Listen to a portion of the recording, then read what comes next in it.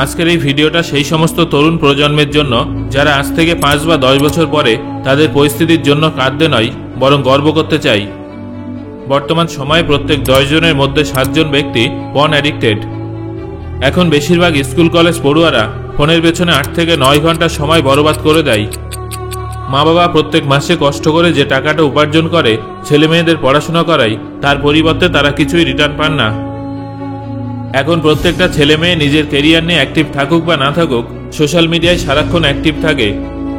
সবথেকে বড় বিষয় হলো এখন ছাত্রছাত্রীদের মধ্যে এমন অনেক ভ্রান্ত ধারণা আছে যেগুলো তাদের অবনতির দিকে নিয়ে যাচ্ছে, কিন্তু যখন তারা সচেতন হবে তখন হয়তো অনেক দেরি হয়ে যাবে। বন্ধুরা, আজকের এই ভিডিওতে আমি আপনাদের এমন কিছু কথা বলবো যেগুলো আপনার জীবন এবং ভাগ্য দুটোই পাল্টে ফেলতে পারবে। আমি আশা করছি যে আপনারা সবাই ভিডিওটা শেষ পর্যন্ত অবশ্যই দেখবেন।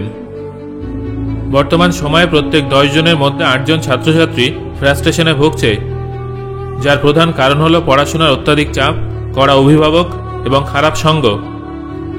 এই প্রসঙ্গে আপনাদের জানিয়ে রাখি যে অনেকের মধ্যেই পড়াশোনা সম্পর্কে একটা ভ্রান্ত ধারণা আছে, সেটা হলো পড়াশোনা করে কোনো লাভ নেই। যারা এই কথাটা বিশ্বাস করেন, আমি তাদের উদ্দেশ্যে বলতে চাই যে আপনারা কোন জগতে বসবাস করছেন।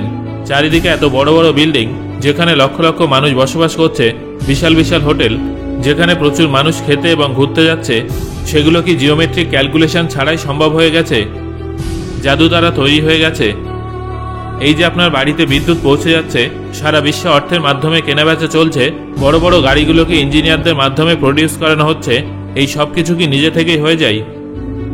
সবথেকে গুরুত্বপূর্ণ উদাহরণটা হলো যখন কারো জ্বর হয়, হার্ট ফুটো হয়ে যায় অথবা কোনো ভয়ানক রোগ হয় এবং সে ডাক্তারের কাছে যায়, সেই সময় কিন্তু কেউ বলে না যে পড়াশোনা করে কোনো লাভ নেই। যদি সেই ডাক্তার পড়াশোনা না করতেন তাহলে হয়তো আজ আমি বা আপনি বেঁচে থাকতাম না। ভয়ানক অসুখের কারণে এই পৃথিবীর জনসংখ্যা এক ধাপে অনেক কমে যেত। ডাক্তাররা পড়াশোনা করেছেন, পড়াশোনার পিছনে বছরের পর বছর সময় দিয়েছেন, যার ফলে আজ প্রত্যেক দিন হাজার হাজার লক্ষ লক্ষ মানুষের প্রাণ বাঁচানো সম্ভব হচ্ছে। এই সব কিছু শোনার পরে আপনারা নিশ্চয়ই বুঝতে পারছেন যে পড়াশোনা কতটা গুরুত্বপূর্ণ। আপনারা অনেক সময় অনেকের মুখে এই লাইনটা শুনে থাকবেন যে one single sheet of paper cannot decide your future. বন্ধুরা, এই লাইনটা সেই সব ছাত্রছাত্রীদের জন্য একটা অপশন হিসেবে কাজ করে যারা অনেক ডিপ্রেস থাকে। তাদের এই লাইনটার মাধ্যমে মোটিভেট করা হয় এবং বোঝানো হয় যে তারা হারেনি, বরং একটা সুযোগ হারিয়েছে। তবে একটা ডিগ্রি তাদের ভবিষ্যৎ নির্ধারণ করতে পারে না, তারা অন্য কোনো কিছুতে সফল হবে। এটা শুধুমাত্র একটা সাইড লাইন যেটা কিছু ব্যর্থ মানুষকে পুনরায় উঠে দাঁড়ানোর জন্য বলা হয়ে থাকে, কিন্তু আপনি তো এটাকে জীবনের উদ্দেশ্য বানিয়ে এগিয়ে যাচ্ছেন। আপনি জানেন বর্তমান সময়ে আমাদের দেশে কতজন শ্রমিক আছে? 5238391158। এটা কারোর ফোন নম্বর নয়, এটা হলো আমাদের দেশের শ্রমিকের সংখ্যা। এটা একটা অফিসিয়াল পরিসংখ্যান। বর্তমানে এই সংখ্যাটা আরও বেশি হবে। আপনি কি জানেন শ্রমিক কাদের বলে? তাদের দুঃখটা আসলে কি, তাদের লক্ষ্য কি? না জানলে জেনে নিন। শ্রমিক হলো তারা যাদের আমরা অশিক্ষিত, মূর্খ বলে বিবেচিত করি, যাদের মধ্যে কেউ ক্লাস 8 ফেল, কেউ ক্লাস 5 ফেল, আবার কেউ ক্লাস 1 ফেল। অনেকে আবার এমনও আছে যারা কোনোদিন স্কুলে যায়নি।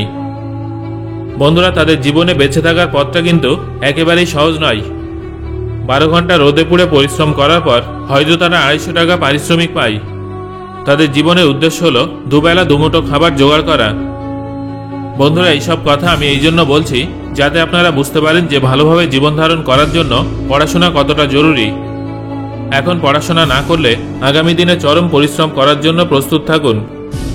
শুধু তাই নয়, সেখানে হয়তো আপনাকে মার খেতে হবে, পচা রুটি খেতে দেওয়া হবে। বর্তমান সময়ে বেশিরভাগ স্কুল কলেজ পড়ুয়ারা ভীষণ বাজেভাবে ফোনের প্রতি আসক্ত। প্রত্যেক বছর ডিস্ট্রাকশনের সোর্স বেড়েই চলেছে। আপনারা নিজেই দেখুন কিভাবে এক একটা মোবাইল অ্যাপ্লিকেশন তাদের আরও অন্যান্য অ্যাপ বের করে ব্যবসা বাড়িয়ে যাচ্ছে এবং ছাত্রদের উজ্জ্বল ভবিষ্যৎ নষ্ট করে দিচ্ছে। ফোন ব্যবহার করা ভুল নয়, কিন্তু ফোনটাকে ভুল কাজে ব্যবহার করা নিঃসন্দেহে ভুল।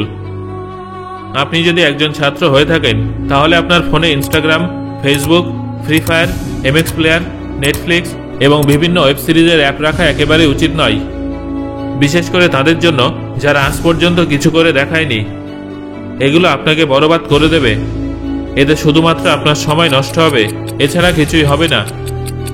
তবে হ্যাঁ, এর বিপরীতে YouTube, notepad, Twitter, educational app এনসিইআরটির বুক ডাউনলোড করে রাখা, মাইন্ড গেম খেলা, এগুলোর মাধ্যমে ফোনটাকে সঠিকভাবে কাজে লাগানো সম্ভব। যদিও বর্তমানে ইউটিউবে অনেক ভুলভাল জিনিস দেখানো হয়, তবে এটা আপনার উপরে নির্ভর করবে যে আপনি এই সমস্ত ভুলভাল জিনিস দেখে জীবন নষ্ট করবেন নাকি ইউটিউব থেকে ভালো জিনিস শিখবেন। বন্ধুরা, ভিডিওটা শেষ পর্যায়ে এসে আমি আপনাদের এটাই বলবো যে আমার ভিডিওগুলো দেখে আপনারা হয়তো মোটিভেট হবেন, কিন্তু আপনারা যদি সত্যি নিজের জীবনটাকে সুন্দর করে গড়ে তুলতে চান তাহলে সবার প্রথমে আপনাদের নিজেকে বদলাতে হবে। আপনি বদলে গেলে অনেক সমস্যার সমাধান হয়ে যাবে।